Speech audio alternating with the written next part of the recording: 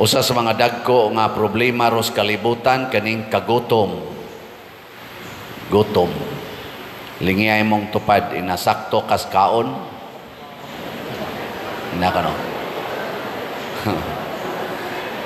Pero kaning kagutom dili ni kagutom lang nga nanginahanglan tag pagkaon.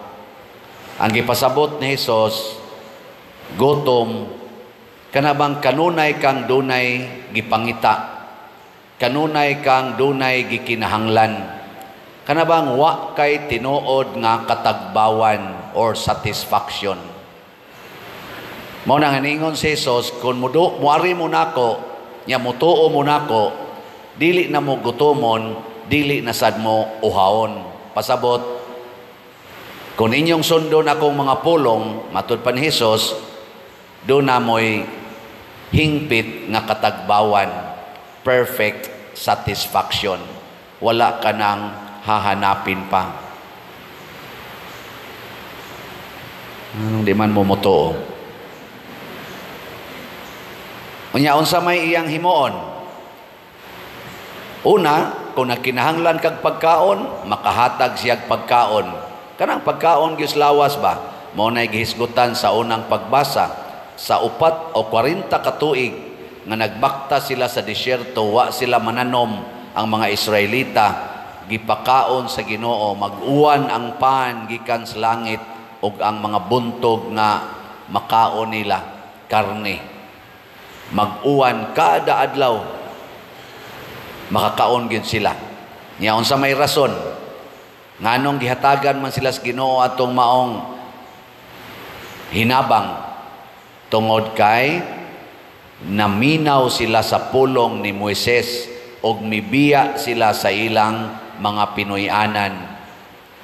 Muna ang una sang sugo ni Jesus, kung muari mo nako, kinahanglang biyaan ninyo ang tanan. Pero di gani kakabiya sa imong balay, sa imong trabaho, ug sa imong mga gitawag og personal nga mga securities, adili sad muhatag ang Ginoo sa gitawag og milagrosong pagkaon.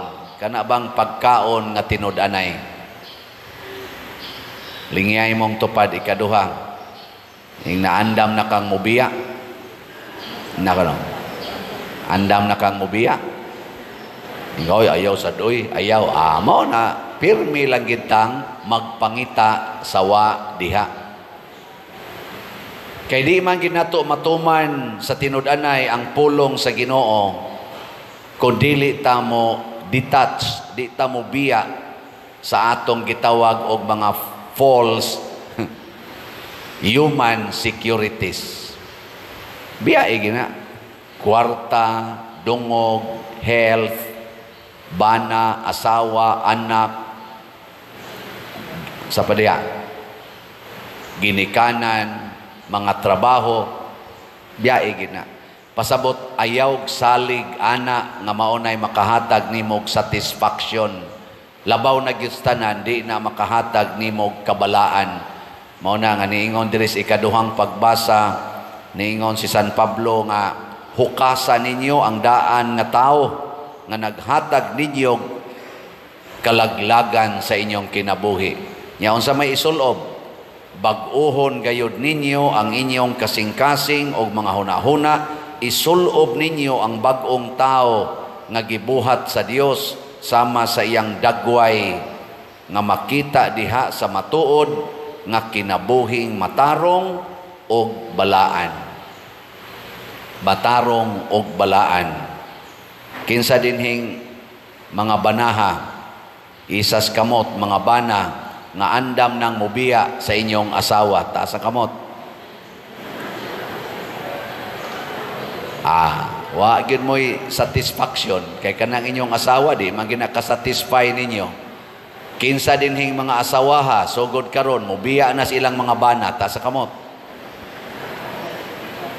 Magsige ra gyud mo yaw-yaw kay kanang inyong bana di man ginakasatisfy, biyahe na. Kinsa dinhing mga ginikanana nga mubiya na silang mga anak, taas ang kamot. Magpunay ra gyud mo pangasaba na inyong mga anak. Oh. Kinsa dinhing mga anak nga mobiya na silang ginikanan, taas ang kamot.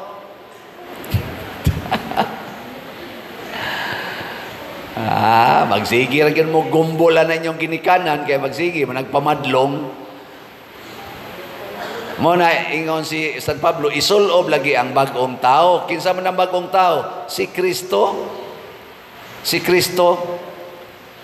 Attach yourself to Christ alone. Ayaw mo ka-attach anang tao.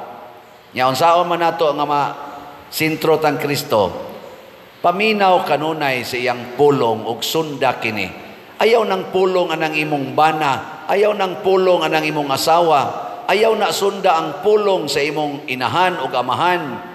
Kana sang pulong sa imong anak ay sa nagsunda, sunda ang pulong sa Ginoo.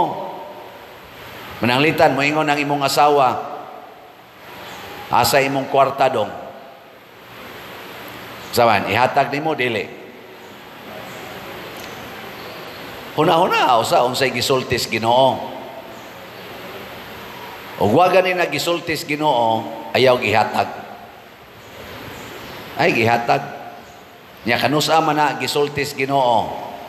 Pagkasal ninyo, kinsa may nihatag og aras? Ang asawa o ang bana? Oh, di sa to pa ihatag gidi ay.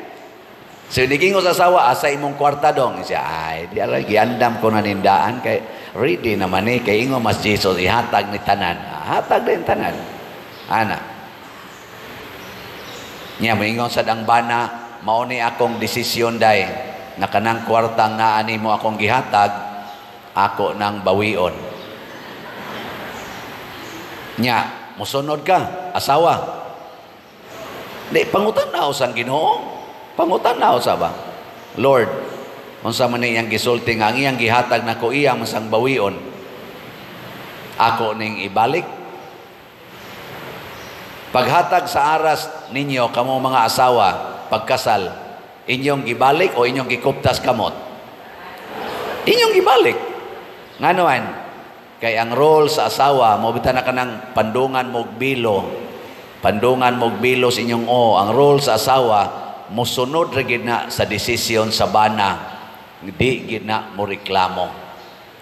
Muna niingon si San Pablo, mga asawa, sunda gyud ang inyong bana sa tanang higayon. Maingon sa dayon ka, no problem. Hatag na mo. Nya isugal din na sa imong bana, iadto din na sa kabit, ana. Nya saan masuko ka asawa? Masuko ka, wa na ka ma-detach sa imong bana. Biyai, imong bana. Pasabot, ayaw reklamuhi. Total na amang Ginoo nimo. Ingna lang Ginoo, Lord, gibawi niya gihatag sa kabit. Unsa may akong buhaton. Unsa may giingos Ginoo. Pasaylua lang nagkapituan kapito. Pila na may kabit ana, ingka usara. Napa may 76. Kay 77 times man. Di ba? Or 70 times 7. Pili lang mo ana. Asa inyo ana. Pasabot, tagbaw ka. Dili ka magpagita og bana. Bisag ato pa na siya puyo siyang kabit. Panagsamuli diha nimo. Tagbaw ka. Kaya nga naman, ang Ginoo permanente mang naani mo. Nya connected man kas imong bana kay imo man siyang gipasaylo. Makaingon raman jud kaniya, this cannot change my love for you. Sa to pa permanente imong gugma niya kay nagsunod man kas Ginoo nga nag-ingon pasayloa. Niya kana mga anak nimong tapulan kayo. Igingon nimo, day, dong, pwedeng manglimpyo mo. Di limpyo ma, kapoy. Saban? Suko mo, dili. Suko? Naminaw na mo sa inyong anak.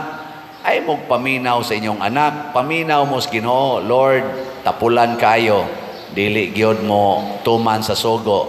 Maingon ra ng Ginoo, atiman na ang mga gigutom.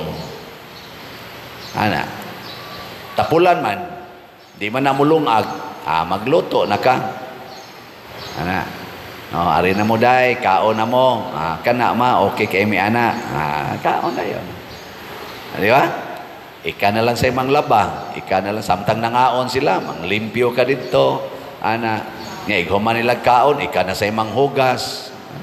Balik na sa sila sa computer. Lord, ang ako mga anak, murag pertigyon, wa na gini kapuslanan, yung ginauna pa na kapuslanan, ibutang na natos impierno. Adto na sila mahimong mapuslanon sa impierno. Musulti din kanila.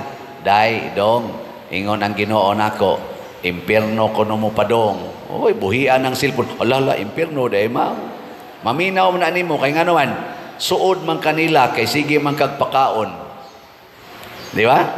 Wa man ka masuko, maminaw na, hala, maimpierno, dahil may anima. Maimpierno niya. Ikaw, maasa man ka. Ay, adto ko sa langit. Uy, mabuwag dahil minimo. Uy, amo ning biyaan, kuyog minimo. Unsa may sugo nimo, may. Nindot ang tagmang laba. Laba, nagmay dito. Malipayon pa na mo laba. Mayingon pa na, sus, mang laba kita kay maimpierno, tag magsigit ang cellphone, magsigit ng TikTok, nata na, maimpierno kita, ani. Ana, di ba? Sila na mo desisyon, ana. Pero maminaw lang sila nimo tungod kay ikaw wa man ka masuko nila. Mura naman kag nagsulob sa naong ni Kristo. Isulob ang naong sa bag-ong tao.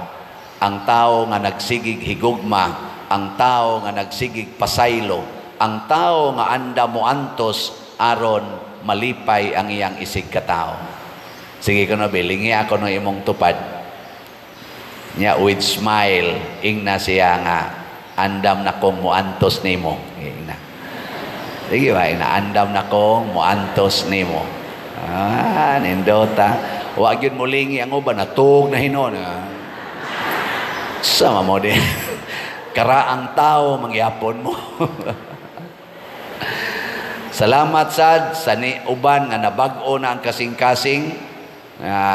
Sigig pamalit sa atong slots, labi na gitong wap agid kapalit, na may nag-text na ako, pader, karon na gid ko nakapalit, dugay-dugay na gitong akong last nga pagpalit, last year pa. Nako, salamat, nabag-o na.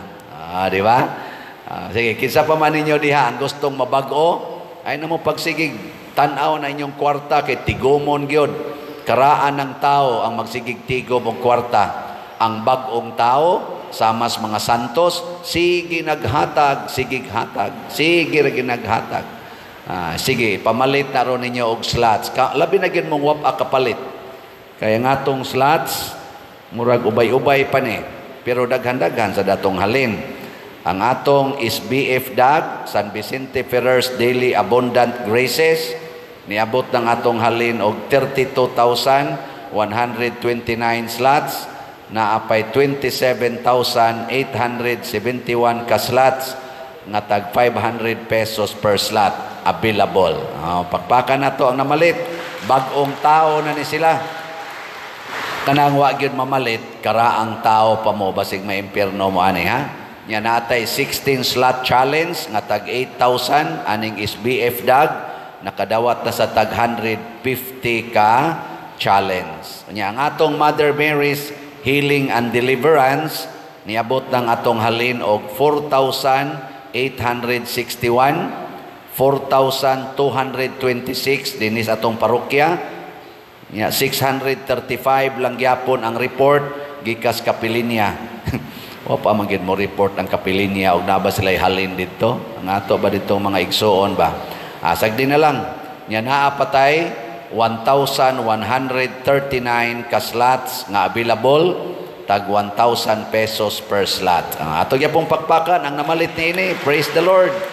Salamat kaayo. Nya naani siya 20 slot challenge nga tag 20,000, niabot na sa 24 ka 20 slot challenge ang atong nadawat sa MMHD or Mother Mary's Healing and Deliverance.